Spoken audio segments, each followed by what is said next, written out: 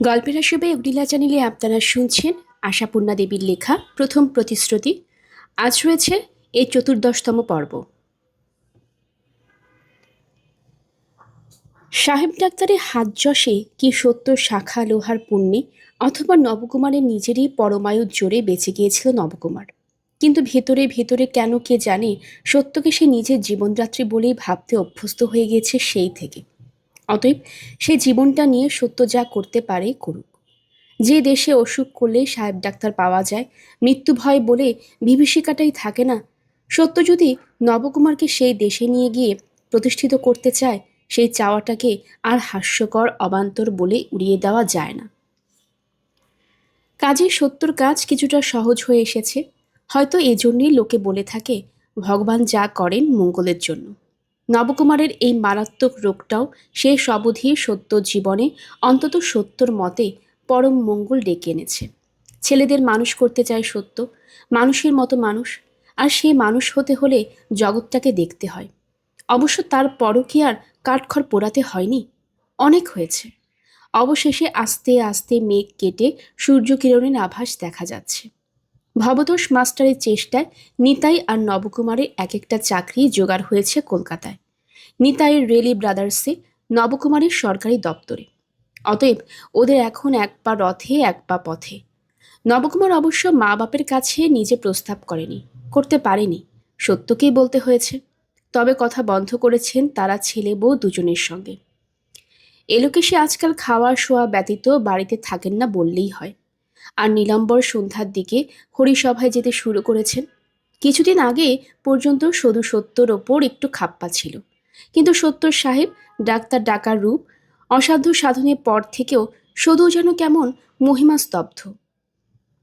মাঝে মাঝে নিজের জীবনের খাতাটাও বুঝি উল্টে দেখতে শুরু করেছে আজকাল। শুধু শুধু যদি ওই রকম নির্ঘীব হতে পারলে হয়তো শুধু জীবনটা এমন বরবাদ হয়ে যেত না। হয়তো বিপদগামী স্বামীকে সুপথে টেনে এনে সংসার করতে পারত। কিন্তু সত্যর মতো বলার শক্তি শুধু নেই। সত্যর মতো বলতে জানে না শুধু, মনে জ্ঞানে যে কাজে দোষ দেখব না, পাপ দেখব না, সে কাজে নিন্দের ভয় করব কেন? নিন্দে সুখ্যাতির ভয়ে হাত পা গুটিয়ে বসে থাকাটাও তো এক রকম স্বার্থপরতা। কিসে লোকে আমায় নিন্দে করবে আর কিসে আমায় সুখ্যাতি করবে, এই চিন্তায় যদি স্বামী পুত্রের ভালোটি পর্যন্ত না দেখি, সেটা তো ঘোর স্বার্থপর কাজ। শুধু উঠে পড়ে লেগে স্বামীকে শোধরাতে পারত, তা পারেনি। শুধু ভয় খেয়েছে। শুধু মামার বাড়িতে এসে অকারণে মামা মামিকে বাঘের মতো ভয় করে মরেছে। ন্যায় অন্যায় কথাটি কখনো বলতে পারেনি। শুধু ভীতু, সত্য সাহসী। তাই সত্য আজ ডোবার ঘোলা জল থেকে মুক্ত হয়ে সাগরে তরি ভাসাতে গেল। পাড়াপড়শির ঘরে সত্তর বয়সে যেসব বৌঝি আছে, তাদের মধ্যেও সত্য একটা আলোড়ন এনেছে বইকি। তাদের দিনরাত্রির চিন্তার অনেকখানি দখল করে রেখেছে সত্য। কি আশ্চর্য, কি বিস্ময়, কি অলৌকিক! ঠিক তাদেরই মতো একটা মেয়ে মানুষ স্বামী পুত্র নিয়ে কলকাতায় বাসায় যাচ্ছে। আর কিসের কবল থেকে? না এলোকিসের মতো ভয়ঙ্কর কবল থেকে। ওদের স্বামীরা এখন কিছুদিন যাবৎ দাম্পত্য সুখের মাধুর্য থেকে বঞ্চিত। কারণ সেই নিভৃত নির্জনে তাদের স্ত্রীরা এখন অনবরত নবকুমারের সাহস ও প্রেমের দৃষ্টান্ত দেখাচ্ছে। হতভাগ্য স্বামীরা নবকুমারকে স্ত্রৈণ, মেয়ে মানুষের বশ ইত্যাদি বিশেষণে ভূষিত করেও বিশেষ সুবিধা করতে পারছে না। তবে বউগুলোর অসুবিধে এই, সত্যর সঙ্গে একবার নির্জনে দেখা করে স্বামীদের স্ত্রৈণ করে তোলবার মন্ত্রটা শিখে নেবে, এই উপায় নেই। বালুজ্যে গিন্নির বউয়ের সঙ্গে মেশার ব্যাপারে তাদের প্রতি কড়া নিষেধ আছে। আর ঘাটে আসার সময় শাশুড়ি পিস শাশুড়ি কি বড় ননদ, নিদেন পক্ষে একটা পুচকে ননদও পাহারাদার থাকে। অতএব মন্ত্র শেখা হয় না। অবশ্য ওপরওয়ালাদের শুনিয়ে তারা সত্যকে ছিছিক্কার দেয়। যে মেয়ে মানুষ বুড়ো শ্বশুর শাশুড়ি সেবারূপ মহৎ কর্মে জলাঞ্জলি দিয়ে ছেলেদের ভালো স্কুলে পড়াবো ছুতো করে বাসায় যায়, সে মেয়ে মানুষকে শতধিক দেবে না আর মেয়ে মানুষেরা? কিন্তু দিক, সত্যর কানে এসব আসেও না। এলেও সত্যর কানের ভেতর দিয়ে মরমে পশে না। সে তখন শুধু যাবার প্রস্তুতি সাধনে যত্নবতী। এই সময় কথাটা একদিন পারল সত্য। হয়তো সেটাকেও ওই প্রস্তুতি হিসেবেই ধরেছে সে। অথবা এক অনিশ্চিতের পথে পা বাড়াবার আগে জন্মের শোধ জন্মভূমিকে দেখার বাসনা তাকে প্রবলভাবে পেয়ে বসে। কারণটা যাই হোক, কথাটা পারে সত্য। যাবার আগে একবার ওখানে ঘুরে আসব। ঘুরে আসতে ইচ্ছে করছে, অথবা ঘুরে আসলে ভালো হয়, কি ঘুরে আসা কর্তব্য, এসব ভাষার ধার দিয়ে যায়নি সত্য। ঘুরে আসব, তার মানে ব্যাপারটা স্থির সিদ্ধান্তের কোঠায়। এখন ব্রহ্মার বেটা বিষ্ণু এলেও সেই সিদ্ধান্তের রদ হবে এই আশা নেই কারো। এলো কি সে বিরস মুখে বলেন, যাবে ভালো কথা, তা আমাকে বলতে এলে কেন? শুধোচ্ছ নাকি অনুমতি নিচ্ছ? হ্যাঁ, কথা আবার কইছেন এলোকেশী বউয়ের সঙ্গে। তার কারণ কথা কওয়াই তার রোগ। মুখ বুঝিয়ে দুদণ্ড থাকা তার কোষ্ঠীতে নেই। কথা বন্ধ করব ভেবেও কয়ে ফেলেন।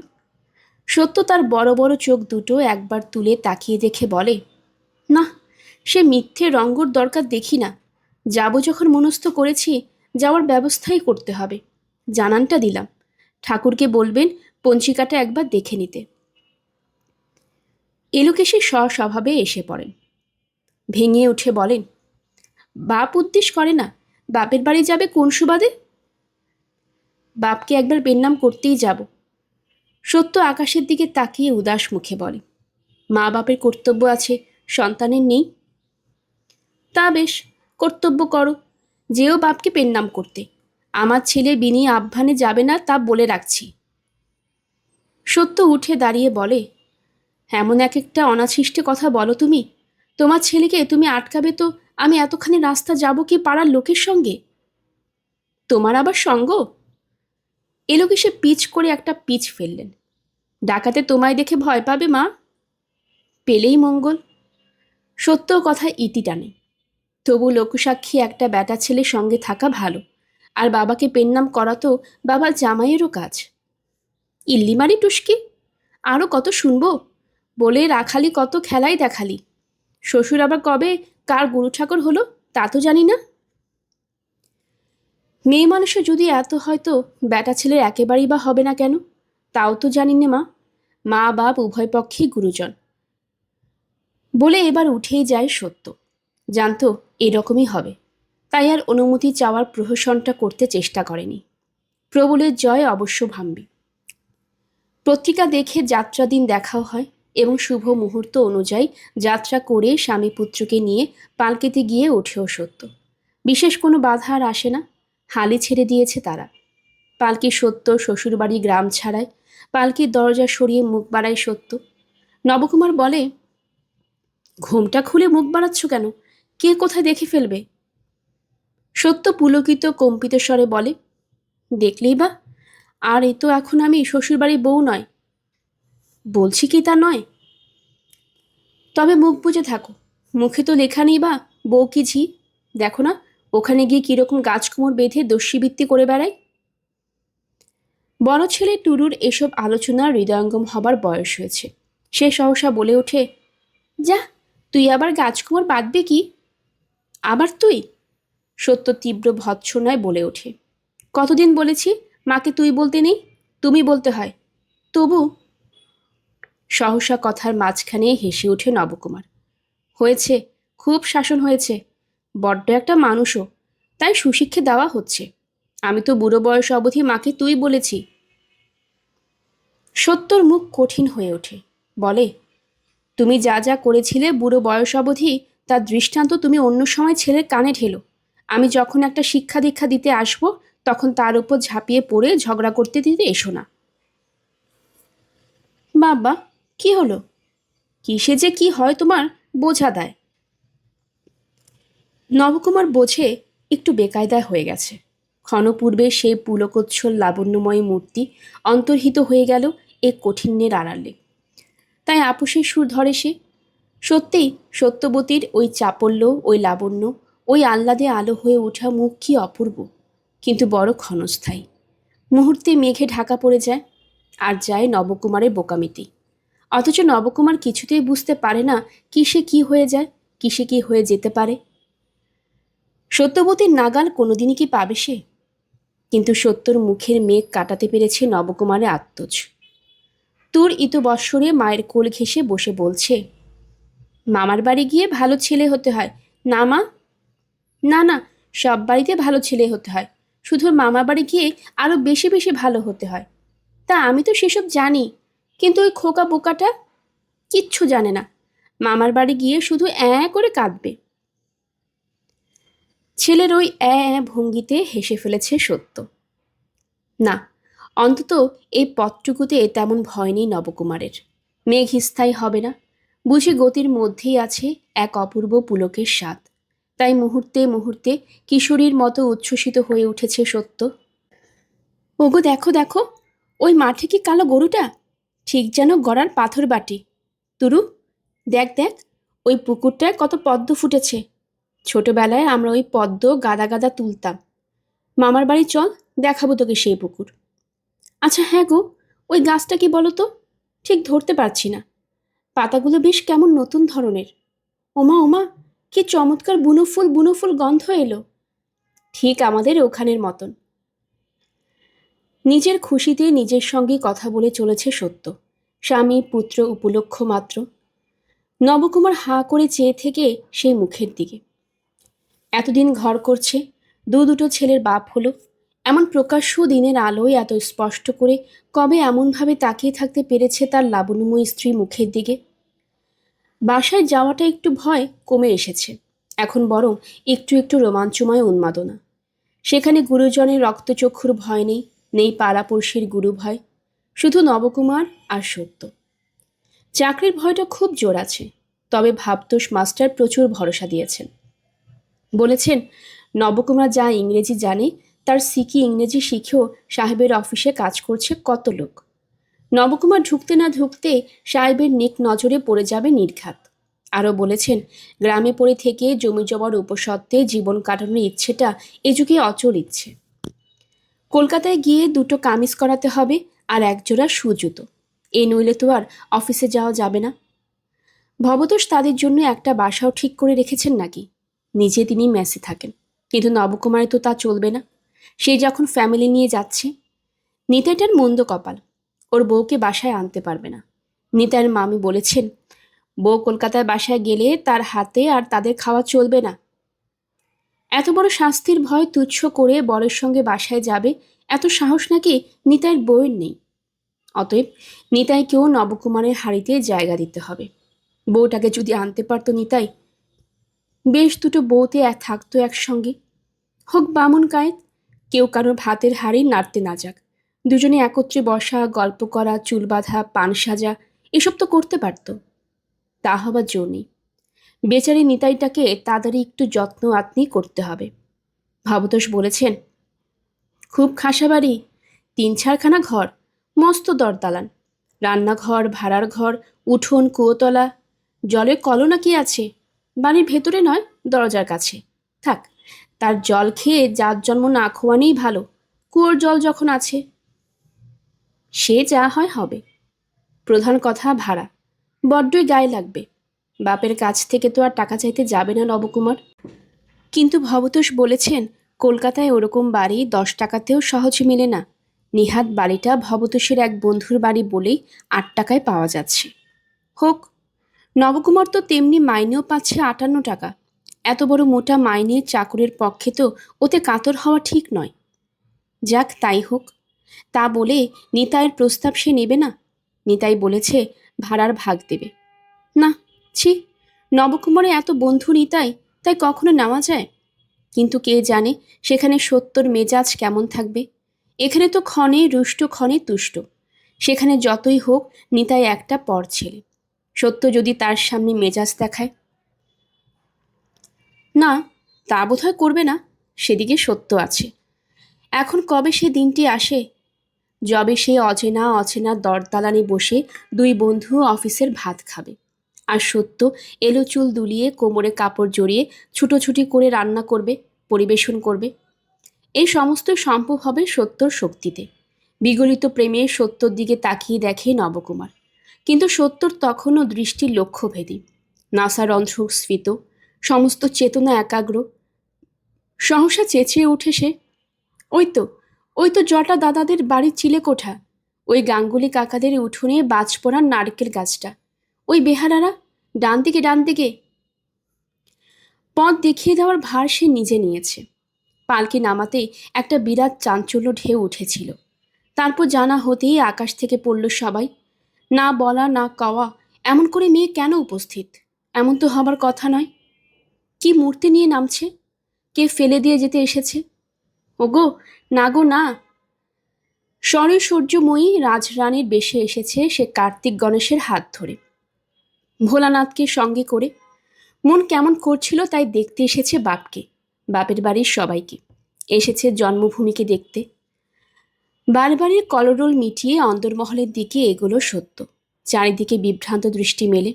আজ যেই ভেতর বাড়ির উঠোনে পা ফেলল, তুমুল একটা কান্নার রোল উঠল, বিলাপধ্বনি মিশ্রিত রোল। আলাদা করে বোঝবার উপায় নেই গলাকার। ঐক্যতান বাদন। বাড়ির সকলের সঙ্গে পাড়ার মহিলারাও যোগ দিয়েছেন অনেকে। কিন্তু নতুন কার জন্য বিলাপ? ভুবনেশ্বরের ঘটনা তো অনেক দিনের হয়ে গেছে। না, বিশেষ কারোর জন্য বিলাপ নয়, আর সদ্য শোকের কাতরতাও নয়। খানিকটা সত্যর আবির্ভাবে আনন্দশ্রু, আর বাকিটা সত্যর এই দীর্ঘ অনুপস্থিত কালের মধ্যে সংসারে যা যা শোকাবহ ঘটনা ঘটেছে তারই ফিরিস্তি জানিয়ে নতুন করে বিলাপ ক্রন্দন। এই ক্রন্দন রোলের মাঝখানে দিশেহারা সত্য ছেলে দুটোর হাত ধরে উঠোনের এক ধারেই দাঁড়িয়ে থাকে, আর বারবাড়িতে নবকুমার উদ্ভ্রান্ত দৃষ্টি মেলে উৎকর্ণ হয়ে বসে থাকে। সামনে শ্বশুর বসে, কিন্তু তাকে প্রশ্ন করবে এত বুকের পাটা নবকুমারের নেই। সেই যে প্রণাম করে ঘাড় হেট করে বসেছে, বসেই আছে। তাছাড়া তিনি তো দেখা যাচ্ছে নির্বিকার। বাড়ির মধ্যে এত বড় ক্রন্দন রোল যখন ওকে তিলমাত্র বিচলিত করতে পারছে না, তখন ব্যাপারটায় গুরুত্ব নেই বলেই মনে হচ্ছে। নবকুমারও পাড়াগাঁয়ের ছেলে, মেয়ে শ্বশুর বাড়ি থেকে এলে কান্নাকাটির ঘটনা তার একেবারে অজানা নয়। তাই ক্রমশ সে নিশ্চিন্তে হয়, আর রোলটাও আস্তে আস্তে ফিকে হয়ে আসে। ঈষৎ নড়ে চড়ে রামকালাই কথা বলেন। কখন বেরিয়েছ? আগে। নবকুমার চমকে তাকায়। রামকালী তাকিয়ে দেখেন একটি স্বাস্থ্যবান সুকান্তি পুরুষের দেহে এখনো যেন একখানা লাজুক কিশোরের মুখ। সুন্দর সুকুমার, কিন্তু বুদ্ধির ছাপ খুঁজে পাওয়া যায় না। মনে মনে মৃদু আক্ষেপের হাসি হাসেন। একে স্নেহ করা যায়, ভরসা করা যায় না। হয়তো এজন্যই ভগবান সত্যকে এমন দৃঢ় মজবুত করে গড়েছেন। ও লতার মতো আশ্রয় চাইবে না, বনস্পতির মতো আশ্রয় দেবে। একটা নিঃশ্বাস পড়ল। মনে করলেন সত্যর কপালে চির দুঃখ। রামকালীর মেয়ে রামকালীর লাল টিপটি পেয়েছে। কত দুঃখী রামকালী, কত সুখী ছিল ভুবনেশ্বরী। আগে স্বপ্নেও কল্পনা করেননি রামকালী এমন করে কখনো ভাবলেন নিজেকে কখনো দুঃখের কোটায় ফেলবেন। নবকুমারের ওই ততস্থ সুরের আজ্ঞে শুনে রামকালী মৃদু হেসে আরেকবার বললেন, কতক্ষণ বেরিয়েছ? আগে, সে প্রাতকালে দুটো ফেনা ভাত খেয়েই। কথাটা বলে বোধ করি নিজের বেকুবিটা বুঝতে পারে নবকুমার। প্রাতকালকে আরও মোক্ষম করে বোঝাবার জন্য ওই ফেনা ভাতের প্রসঙ্গটা না আনলেই হতো। প্রাতকালই যথেষ্ট ছিল, কিন্তু মুখের কথার হাতের ঢিল। রামকালী ব্যস্ত হয়ে বলেন, সে কি, এতটা সময় লেগেছে? তাহলে তো না না, আর বসে থাকা নয়, শীঘ্রই হাত মুখ ধুয়ে। নবকুমার এবার কিঞ্চিত স্পষ্ট গলায় বলে, না না, ব্যস্ত হবেন না, পথে পালকি নামিয়ে আহার হয়েছে, সঙ্গে জলপান ছিল। তা হোক, বেলা পড়ে এসেছে। ওরে, কে আছিস? একসঙ্গে অনেকগুলো নানা বয়সের ছেলে এসে দাঁড়ায়, অর্থাৎ এরা আশেপাশে উকিঝুঁকি মারছিল, শুধু সামনে আসতে ভরসা পাচ্ছিল না। রামকালী বলেন, অন্দরে গিয়ে বলগে বাবাজির হাত মুখ ধোয়ার ব্যবস্থা করতে। হাত মুখ ধোয়াটা একটা সাংকেতিক শব্দ, মূল অর্থ জলখাবারের ব্যবস্থা করা। ওরা দু একজন ব্যস্ত হয়ে চলে যায়, দু একজন দাঁড়িয়ে থাকে, আর কে একজন খপ করে বলে বসে, জামাইবাবুর কি মজা, কেন কলকাতায় বাসায় গিয়ে থাকবে। রামকালী ঈষৎ চমকে ওঠেন, ভাবেন এটা আবার কি কথা। সত্য তো ঘোমটা ঢাকা অবস্থায় একটা প্রণাম করেই ভেতরে চলে গেছে। নবকুমারের সামনে বাবার সঙ্গে কথা বলেনি। তাছাড়া ছিল পাড়াপড়শির হুল্লোড়। নবকুমার মেয়েদের মতো লজ্জার ভান করে বসে আছে। রামকালী ঈষৎ কৌতুকের সুরে বলেন, কলকাতা বাসার কথা কি বলছে? প্রশ্নটা নবকুমারকে। নবকুমার উত্তর না দিয়ে পারে না, তাই আস্তে আস্তে বলে, হ্যাঁ, সেই রকমই স্থির হয়েছে। শুনে সুখী হচ্ছি। এখন কলকাতায় উন্নতির নানাবিধ পন্থা হয়েছে। কোনো কর্মের চেষ্টা হয়েছে নাকি? আগে হ্যাঁ, মাস্টারমশাই একটা চাকরির ব্যবস্থা করে দিয়েছেন। রামকালীর জামাতা তাই কর্তব্য বোধে প্রশ্ন করেন রামকালী। কোথায়? ইয়ে, আগে সরকারি দপ্তরে। সুখের কথা। তা কোথায় থাকবার ঠিক করেছ? মেসে? আগে না, বাসায়। মাস্টারমশাই বাসাও ঠিক করে দিয়েছেন। রামকালী অবশ্য বেতন কত তা জিজ্ঞেস করেন না, শুধু সামান্য চিন্তিত স্বরে বলেন, তাহলে তো পাচকের ব্যবস্থা করতে হবে। একা বাসা নিয়ে। নবকুমার আর বেশিক্ষণ লজ্জায় বজায় রাখতে পারে না। পুলক গোপনে উচ্ছ্বসিত আভা মুখে মেখে মেখে বলে ওঠে, পাচকের দরকার হবে না। তুরু খোকার মা, আপনার মেয়ে তো আজ আছেই। আমার মেয়ে? সত্য?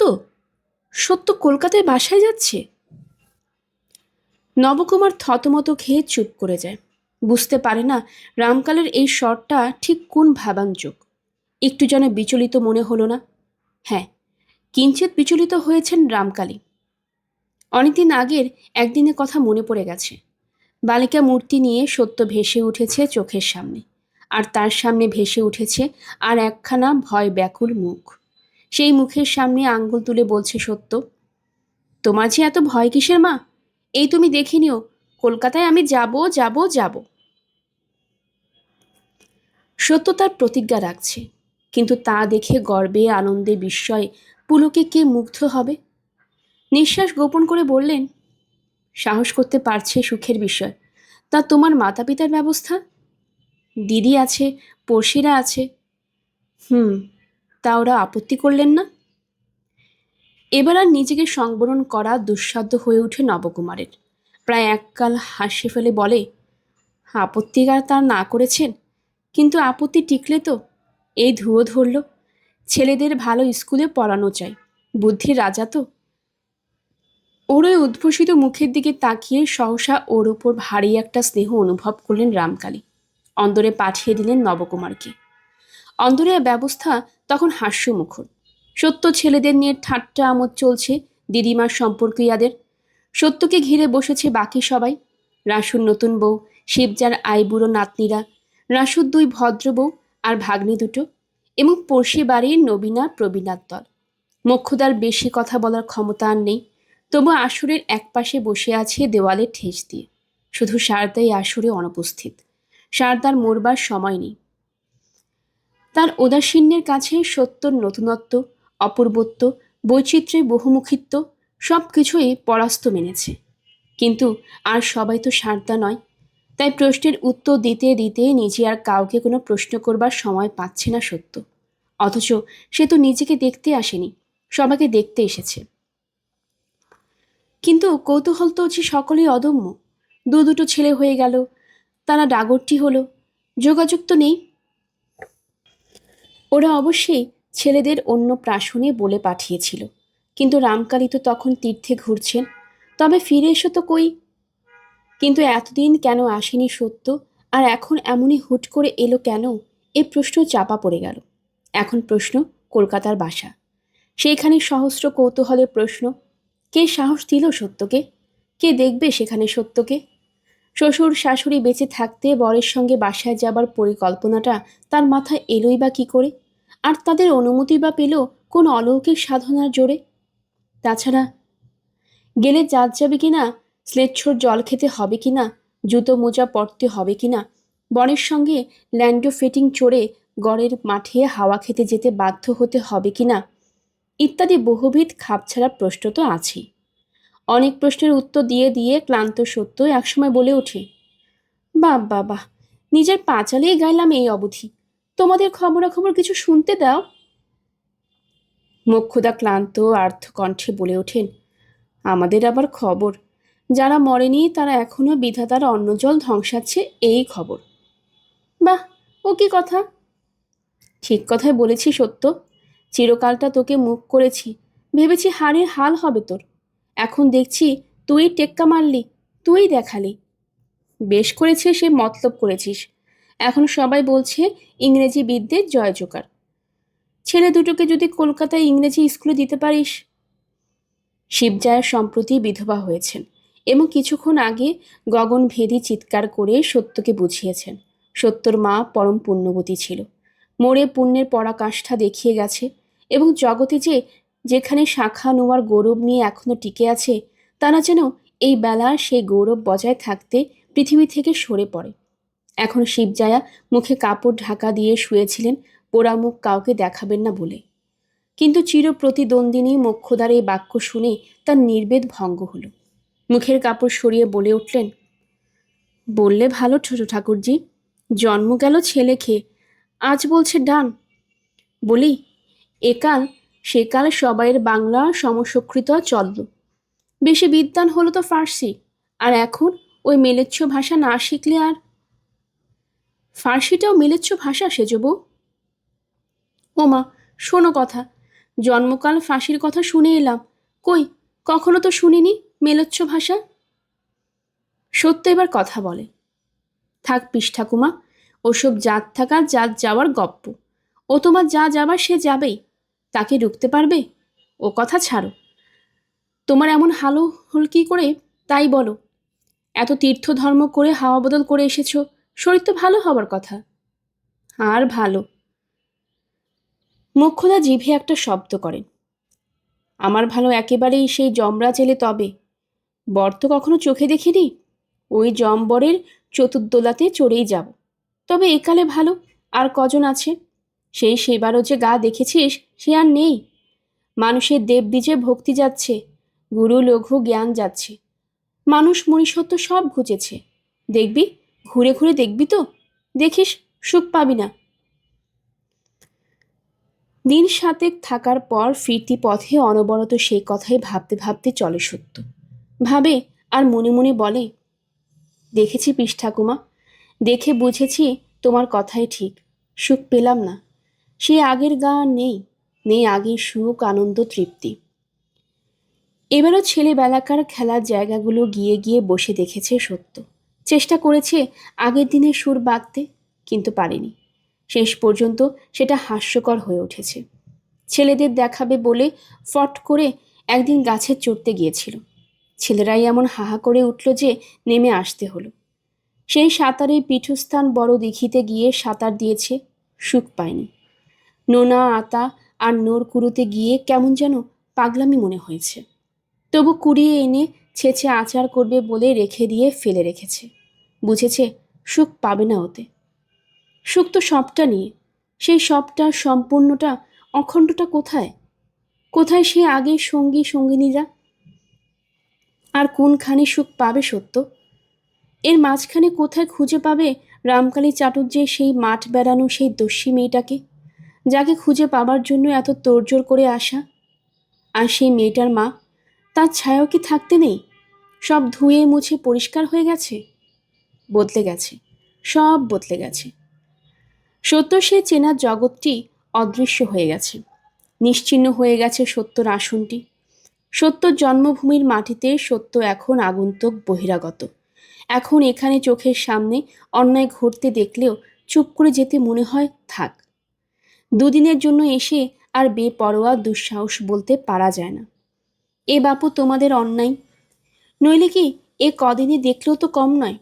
অনেক অন্যায্য ঘটনা ঘটেছে এই সংসারে, তার কারণ বাবাই যেমন কেমন একটু উদাসীন হয়ে গেছে।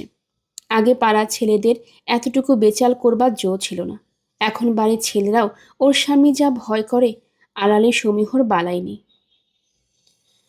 পাড়াতেই কত দেখলো, জটাধার বউ এখন গলা তুলে শাশুড়ির সঙ্গে ঝগড়া করে, আর জটাদা নাকি বউয়ের কাছে জোর হস্ত। সত্যর মামার বাড়িতে ভাইয়ে ভাইয়ে হাড়ি ভিন্ন হয়ে গেছে, দু বাড়িতে দুদিন নেমন্তন্ন খেতে হয়েছে সত্যকে। তুষ্ট গলায় পক্ষাঘাত হয়ে বিছানায় পড়ে তুষ্টর বউ কেঁদে কেঁদে লোকের দৌড় দৌড় ঘুরছে, কিন্তু কেউ ওর কাছে ঘি দুধ নেওয়ার গা করছে না। টালবাহানা করে অন্যের কাছে নিচ্ছে, বলে কিনা তুষ্টর বউয়ের পাতা দই মুখে করা যায় না। তুষ্টর আপু আবার ঘি তরে করতে শিখলো কবে? জিনিস একটু যদি নিরেশি হয় তা বলে চিরদিনের লোকটা দুঃখ কষ্টের সময় দেখবে না? মানুষ আর জন্তু জানোয়ারের মধ্যে তফাৎটা কি? লুকিয়ে দুটো টাকা দিয়ে এসেছিল সত্য তুষ্টুকে। তুষ্টুর চোখ দিয়ে জল পড়েছিল। বলেছিল, বাপের মতন মনটি, কবরেজ মশাই আছেন, তাই এখনো বেঁচে আছি। কুমোর জেঠা, কামার খুড়ো, ধোপা পিসি কারোর সঙ্গে দেখা করতে বাকি রাখেনি সত্য। কিন্তু আগের মতন কেউ সহস্যে বলেনি, এসেছিল, আয় বস। আসন পেতে দিয়ে বলেছে, আসুন দিদি ঠাকুরুন, বসুন। আশ্চর্য, একসঙ্গে সবাই কি করে বদলে গেল! বদলায়নি শুধু গ্রামটা, বদলায়নি গাছপালা, মাঠ, বন, দিঘি, পুকুর। এরাই শুধু উচ্ছ্বসিত আনন্দে স্বাগত জানিয়েছে মাথা নেড়ে নেড়ে, কোলাহল করে করে। আবার বিদায়কালে তারাই বিষণ্ণ বিধু দৃষ্টি মেলে মৌন বেদনার মতো তাকিয়ে থেকেছে। এরাই শুধু বদলায়নি, কিন্তু ওদের কাছে আর কতটুকু আশ্রয়? আশ্রয় চাই হৃদয়ের কাছে, প্রাণোত্তাপের কাছে। কোথায় সেই উত্তাপ? সকলে ভালো করে যত্ন করেছে আর বলেছে, ওরে বাবা, দুদিনের জন্য এসেছ। কেউ বলেনি, তুই যে আমাদের চিরদিনের। সত্যর মা বেঁচে থাকলে কি অন্যরকম হতো না? মার কাছে কি সত্য সেই শৈশবটি সোনার কৌটায় তোলা থাকতো না? সত্য এসে দাঁড়ালে মা সে কৌটোটি খুলে ধরে হাসি মুখে বলতো না, এই দেখ, কিছু হারায়নি তোর, সব আছে, আমি তুলে রেখেছি। তাহলে হয়তো সত্য সে পুতুলের বাক্সটাকেও এসে দেখতে পেত সত্য। মা বলতো, এই দেখ, তোর হাতের কাপড় পরানো, এই তোর বড় বউ, মেজ বউ, নব, সেবারে এসে যেমন রেখে গিয়েছিলি তেমনই আছে। হ্যাঁ, ঠাকুমার শ্রাদ্ধে এসে সেবারে নিজের ফেলে যাওয়া পুতুল বাক্স সাজিয়েছিল সত্য। তারপর তো আর তার নিজেরই জীবনের মধ্যে এলো পুতুল ভেঙে যাওয়ার ঘটনা। মাটির পুতুলের কথা আর কে ভেবেছে?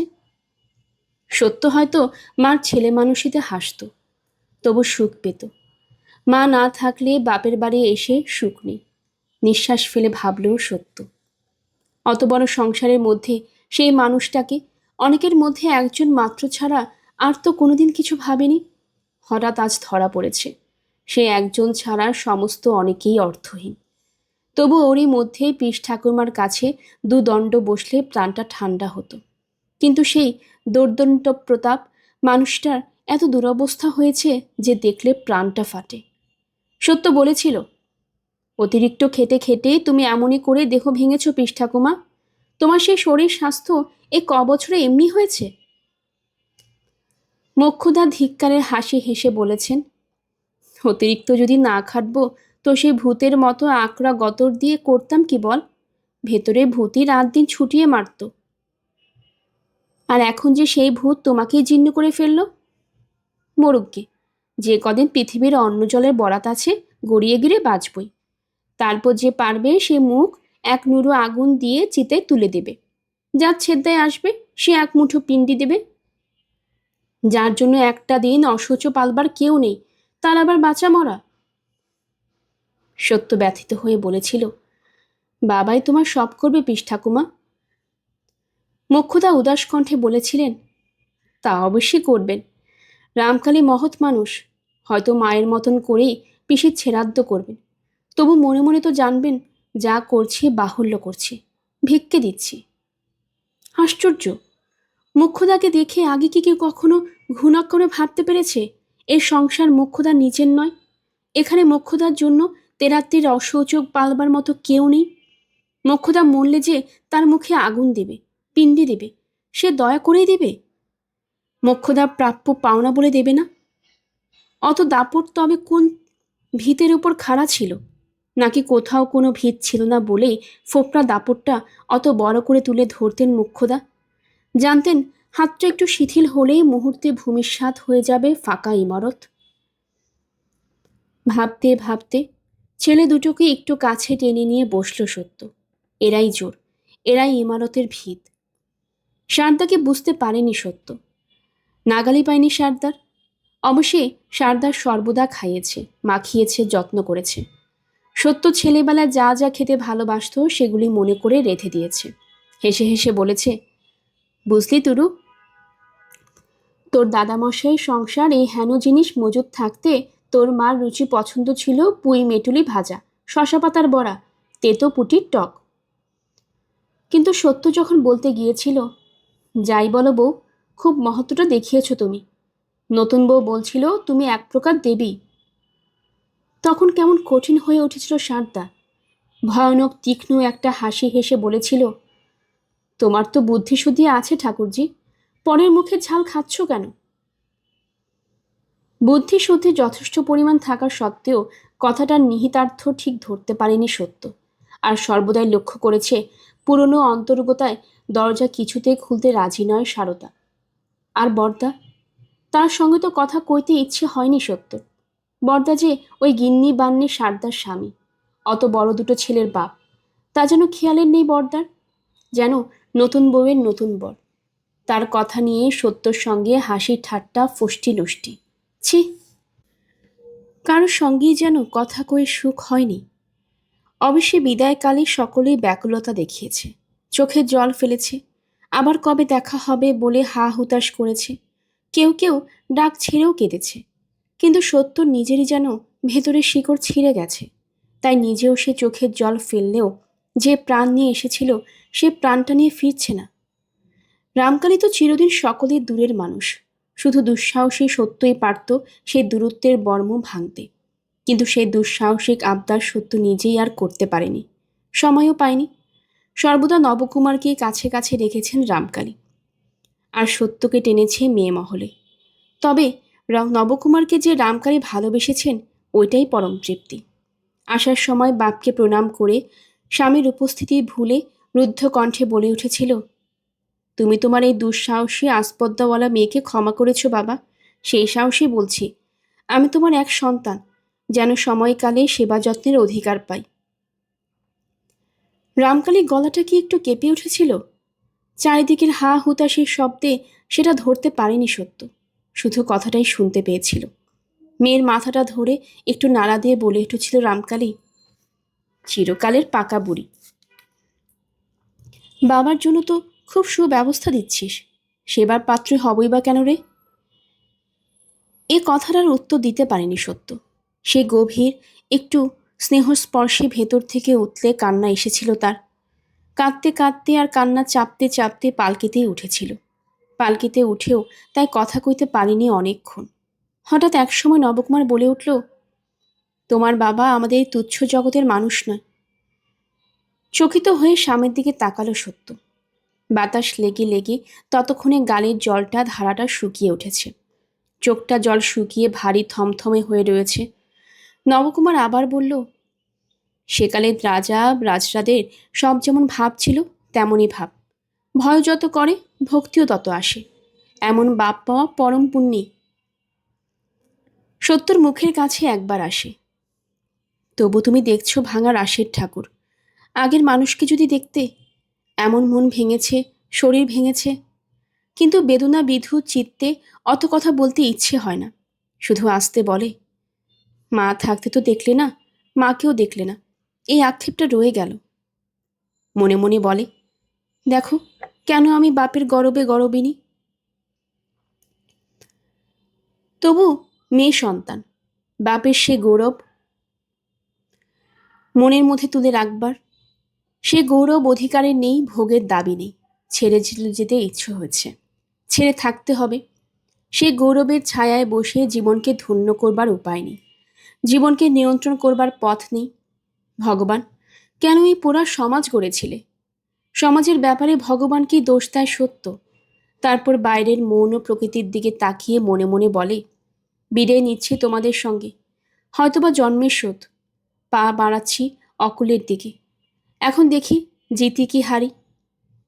রামকালী চাটুর্যের মেয়ে, যদি হারেও তবু হার মানবে না। বারুইপুর ফিরে এসে কলকাতায় যাওয়ার তোড়জোড়।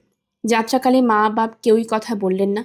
ঠিক যাত্রাকালে তো বাড়ি থেকে বেরিয়েই গেলেন, যা কিছু করলো শুধু। কিন্তু আশ্চর্য, নবকুমার যেন এই বিরাট লোকসানটাকে আর লোকসান বলে মনে করছে না। রামকালীকে দেখে এসে পর্যন্ত বাপ সম্পর্কে যে একটা উঁচু ধারণা তার জন্মেছে, তার সঙ্গে নীলাম্বরের এই মেয়ে সংকীর্ণতা যেন বড় বেশি দৃষ্টিকটু লাগলো তার। ইচ্ছে হচ্ছিল মা বাপের এই দুর্ব্যবহারের প্রসঙ্গ নিয়ে সত্যর সঙ্গে কিছু আলোচনা, অর্থাৎ নিন্দাবাদ করে। কিন্তু সত্যর ভয়ে সাহস করল না। এগিয়ে চলল নতুন জীবনের দিকে। এ এক আশ্চর্য সকাল। যেন এই সকালের আকাশের কোনো লুকোনো পৃষ্ঠপটে নিথর হয়ে আছে অনেক রহস্য, অনেক আনন্দ, অনেক ভয়। সেই রহস্য আস্তে আস্তে উন্মোচিত হবে, সেই আনন্দ ধীরে ধীরে প্রসন্ন হাসি হাসবে, অথচ সেই ভয় মুঠো চেপে রাখবে সমস্ত সত্তাকে। তাই উচ্ছ্বসিত হতে বাঁধবে, উল্লসিত হতে বাঁধবে, যতটা জুটেছে তার সবটা গ্রহণ করতে বাঁধবে। এই আশ্চর্য নতুন সকাল সে অজানিতের ইশারা নিয়ে তাকিয়ে রইল সত্যবতীর মুখোমুখি। সত্যবতী অবাক হয়ে তাকিয়ে রইল তার মুখের দিকে। ভাবল, আকাশটা কিরকম অন্যরকম। অথচ সত্য যে এই মাত্র এই স্বপ্ন শহরে মাটিতে পা ফেলল, আর তার আকাশে চোখ মিলল তাও নয়। গতকাল বিকেলে এসে উঠেছে সেই পাথুরে ঘাটার এই একতলা বাসা বাড়িটায়। তবু ভোর সকালে ঘুম ভেঙে ঘর থেকে বেরিয়ে এসে বেশ খানিকক্ষণ দাওয়ায় দাঁড়িয়ে রইল সত্য বিমূঢ়ের মতো। মনে পড়ল না ঠিক এই মুহূর্তে ওর কোনো কাজ আছে। যে জীবনটা অভ্যস্ত ছিল, তার কাজগুলো যেন নিজেরাই সজীব হয়ে পরপর সামনে এসে দাঁড়াতো। কিন্তু চিরপরিচিত গণ্ডির সে নিত্য কাজগুলো ঝাপসা হয়ে গেছে। এলোকেশের হাতের কাটা খাল দিয়ে আর ডোঙা ভাসবে না সত্যর। এবার সত্যকে নিজ হাতে খাল কাটতে হবে। কোথায় যেন ভোরের পাখিরা ডাকছিল। সত্যর মনে হলো ওরা আর কি নিত্যানন্দপুর থেকে উড়ে উড়ে সত্যর সন্ধান করতে এসেছে, না বারুইপুরে কোনো এক অজানা গাছের ডালে বসে সত্যকে ডাক দিচ্ছে, বলছে, সত্য, তুমি ভুল করতে বসেছ, দেখো, বিবেচনা করো, এখনো হয়তো সময় আছে ফেরবার। সত্য কি সত্যই ভুল করলো? নইলে বুকের ভেতরটায় এমন ভয় ভয় করছে কেন? কেন নিজেকে কেমন যেন অসহায় লাগছে? দাঁড়িয়ে থাকতে বল পাচ্ছে না সত্য, তাই বসে পড়ল দাওয়ার ধারে। ভাবল, হঠাৎ ঘুম ভেঙে উঠে এসে বোধহয় মাথাটা হালকা লাগছে। একটুক্ষণ বসে নিয়ে স্নান করতে গেলেই হবে। আজকে দিনটা পর্যন্ত ইচ্ছে মতো, কাল থেকে নবকুমার কাজে লাগবে। পাড়া গায়ের কাছারি বাড়ির চাকরি নয়, এ একেবারে কলকাতা শহরের অফিসের চাকরি। ভাত দিতে এক পলক এদিক ওদিক করলে চলবে না। সত্যকে শুনিয়ে শুনিয়ে এলোকেশের এক বান্ধবী অবহিত করে দিয়েছিলেন, বুঝবেন ঠেলা, স্বাধীন সংসার করার মজা বুঝবেন। আপিসের ভাত যে কেউ বউ জানে না তো। দেখে এসেছিলাম সেবার কালীঘাটে আমার পিস্তুত ভাইদের বাড়ি গিয়ে একটা মানুষের ভাত জোগাতে তিনটে বউ হিমশিম খেয়ে যাচ্ছে। তোমার বউ অবশ্য করিতকর্মা, তবে শাশুড়ি ননদের তলাতলায় কাজ, আর এক হাতে হরিদ্বার গঙ্গাসাগর, অনেক তফাত। এলোকেশে বলেছিলেন, পারবে, বুকের পাটার জোরেই পারবে, তবে খোয়ার হতে আমার ছেলেটারই হবে। বাছা আমার জগতের কিছু জানে না, তাকে গলায় গামছা বেঁধে নিয়ে গিয়ে গাড়িতে জুততে গেল। যাক, ভগবান দেখছেন। বান্ধবী বলেছিলেন, তা তো সত্যি, যে অন্যায় পথে সুখ করতে যাবে তার বিচার ভগবান অবশ্যই করবেন। সংসার করা মানে তো আর মাছের লেজা ভাত খাওয়া নয়, তার অনেক হ্যাপা। কথাতেই আছে, একলা ঘরে চতুর্ভুজে খেতে বড় সুখ, মারতে এলে ধরতে নেই, ওইটাই জাদুক। এরপর আলোচনার মাধ্যমে ভবিষ্যৎবাণী করা হয়েছিল।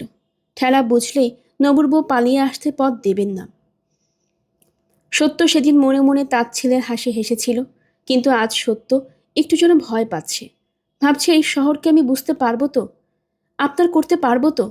এই শহর আমাকে আয় কাছে বলে টানবে তো?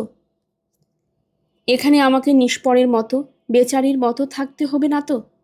না, আপিসের ভাতকে ভয় সত্যর, ভয় করে না একা হাতকে, সত্যর ভয় অপরিচয়ের ভয়। মা!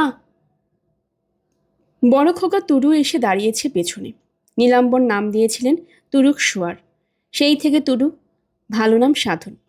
প্রথম সন্তানটি নষ্ট হয়ে গেছে, তাই এটি সাধনার ধন, অতএব সেই ঘেঁষা নাম। তুরুর ফোলা ফোলা চোখে অবাধ বিস্ময়। সত্য তাড়াতাড়ি মুখ ফিরিয়ে বলে, উঠে পড়েছিস? ভাই ওঠেনি? না। আর তোদের বাবা? না। তা উঠবেন কেন? আইসটি যে নবাবী, কাল থেকে বুঝবেন মজা। আলিস্যি ভেঙে উঠে দাঁড়ায় সত্য। কি বোকার মতো বসেছিল এতক্ষণ, কি ভাবছিল আবল তাবল। নতুন জায়গায় সব ব্যবস্থা করে নিতে কম তো দেরি হবে না। গতকাল সন্ধ্যায় রান্না হয়নি, ভবতোষ মাস্টার ঘরদোর দেখিয়ে শুনিয়ে ওদের সরিয়ে রেখে বলেছিলেন, তুমি তাহলে এদের সামলে সুমলে নিয়ে বসো নবকুমার। বৌমাকে বলো বেলা থাকতে প্রদীপ জ্বালাবার ব্যবস্থা করে ফেলতে। নতুন জায়গা। আমি তোমাদের জন্য কিছু খাবার নিয়ে আসছি। এখন আর রান্নাবান্নায় কাজ নেই। সত্য ঘরের ভেতর থেকে দরজার শিকল নেড়েছিল। নবকুমার সেদিক থেকে ঘুরে এসে হাত কচলে বলেছিল, আপনি আবার বৃথা কষ্ট করবেন কেন? মানে যা হোক করে দুটো ভাত ফুটিয়ে নেবে অখন। ভবতোষ মাস্টার একবার সেই দরজার দিকে দৃষ্টিপাত করে সরাসরি অন্তরাল বন্তুনিকেই উদ্দেশ্য করে বলে উঠেছিলেন, যা হোক করে করতেও অনেক ল্যাঠা বৌমা। কাল সকাল থেকে একেবারে নতুন করে পত্তন করো। কাল আমি একটা বাসন মাজার ঠিকে ঝিক জোগাড় করে নিয়ে আসবো। আজ বাজার থেকে পুরি তরকারি মিষ্টি এনে। নবকুমার হঠাৎ বলে উঠেছিল, বাজারে পুরি তরকারি? কলকাতায় পা দিতে দিতেই যাত্রা খোয়াবো? হেসে উঠেছিলেন ভবতোষ মাস্টার। বলেছিলেন, না, তুমি একেবারে মানধাতার আমলেই আছো নবকুমার। যাত্রা খোয়াচ্ছ কিসে? আমি কি স্লেচ্ছ হোটেলে খানা এনে খাওয়াতে চাইছি তোমায়? দেশে তোমরা ময়রার ঘরে জিলিপি মিঠাই ফুলুরি বেগুনি খাও না? এও সেই ময়রার দোকানের। নবকুমার মাথা চুলকেছিল। মানে ওই তরকারি টরকারি বলছিলেন তাই বলছি, একটা দিনের জন্য কেন আর?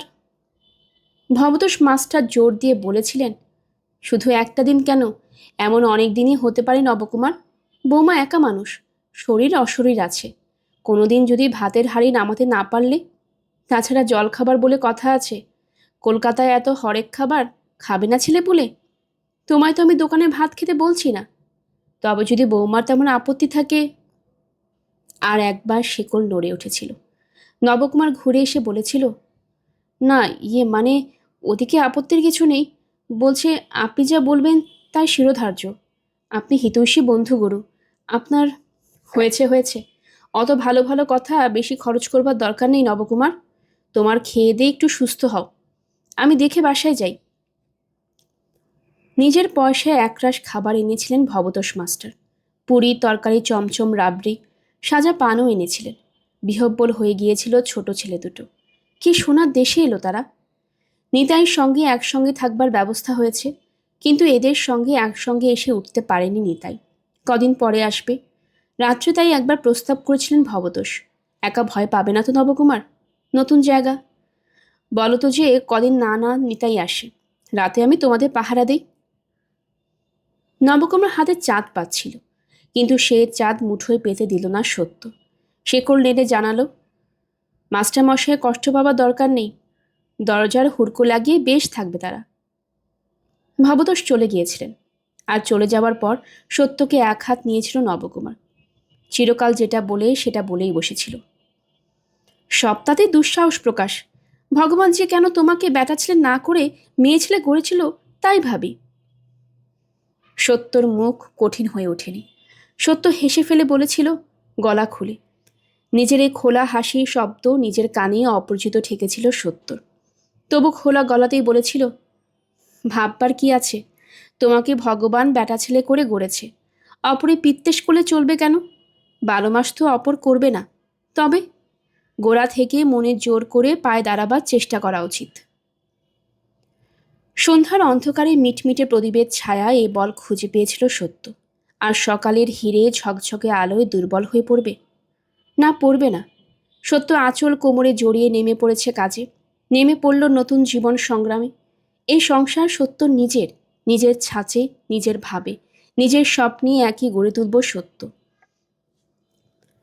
ভাবতোষ বাসা ঘরদোর সব ধুইয়ে মুছিয়ে রান্নাঘরে উনুন পাতিয়ে রেখেছিলেন।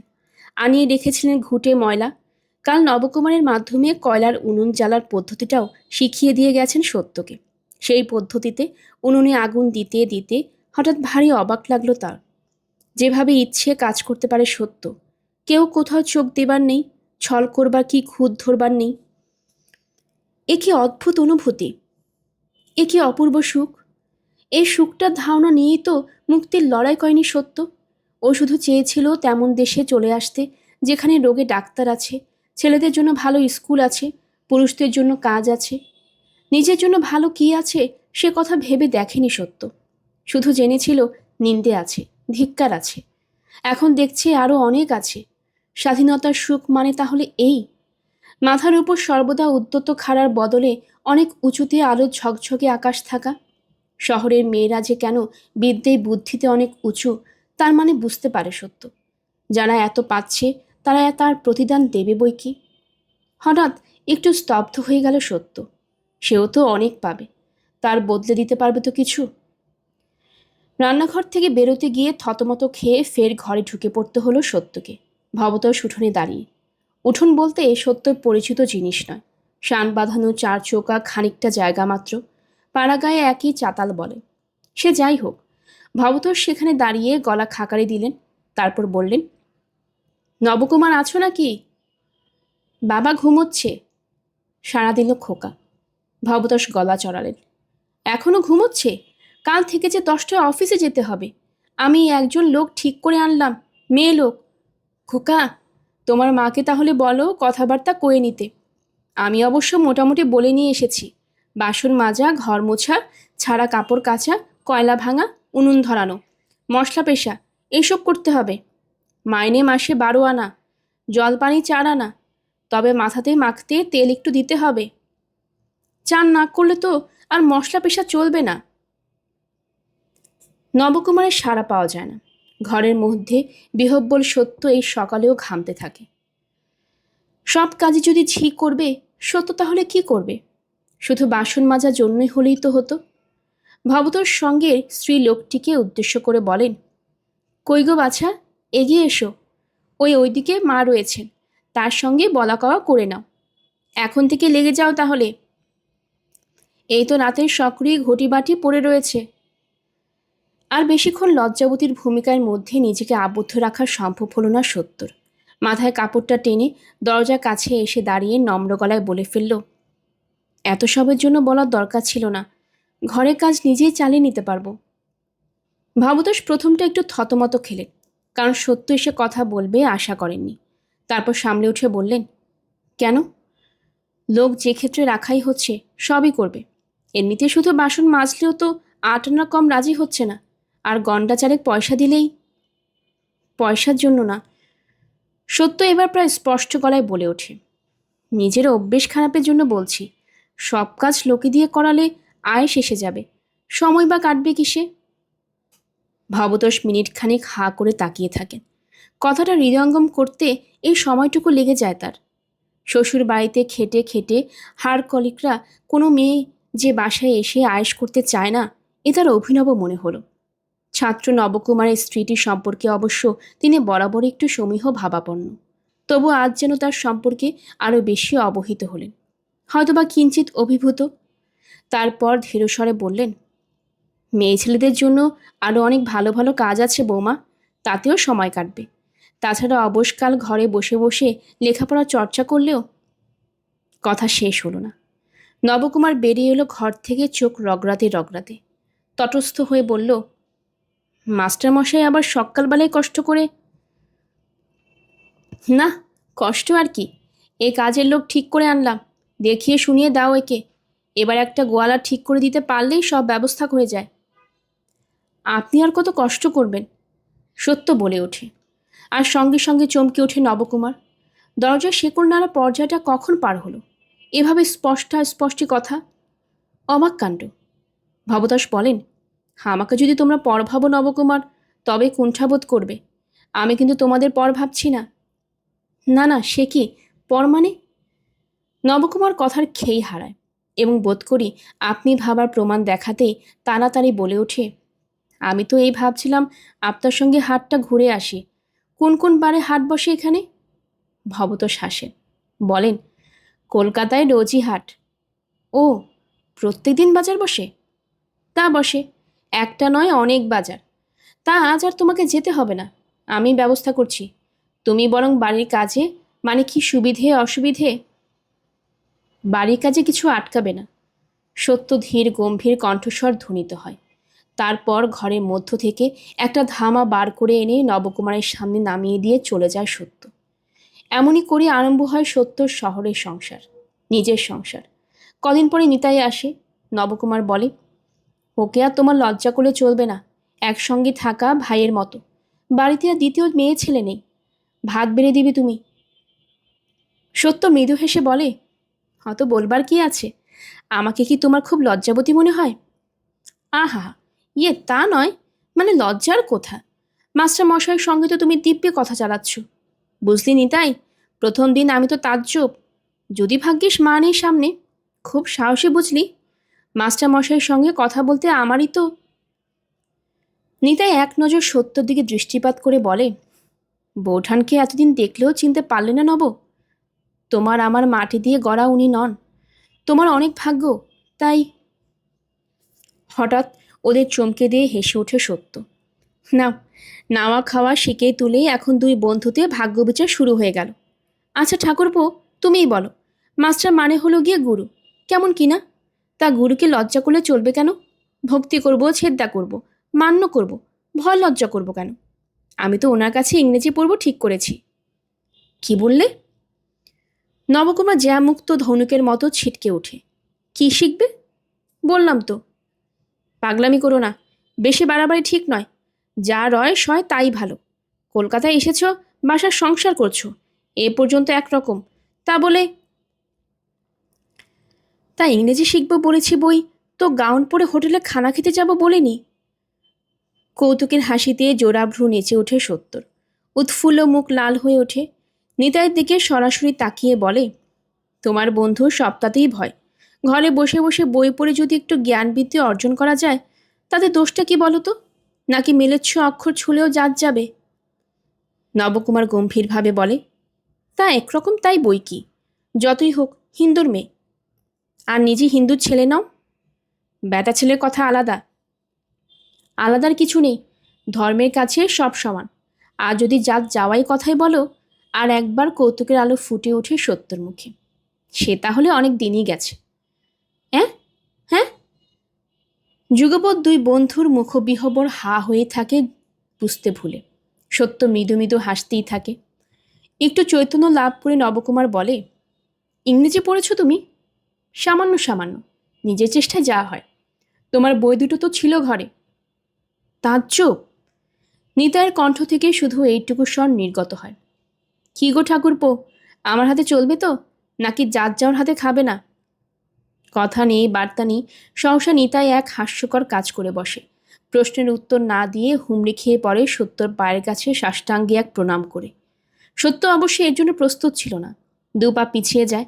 তারপর ধীরস্বরে বলে, যাক ঠাকুরপো, গুরুজন বলে মানলে তাহলে? বেশ, নাও এবার বাধ্যতা করো। তোমার তো এখনো দুদিন ছুটি। চান করে খেয়ে ভাইপোদের নিয়ে স্কুলে ভর্তি করতে যাও দিকি। কদিন এসেছে, কেবল খেয়ে খেলেই বেড়াচ্ছে, যার জন্য এত কাণ্ড করে কলকাতায় আসা।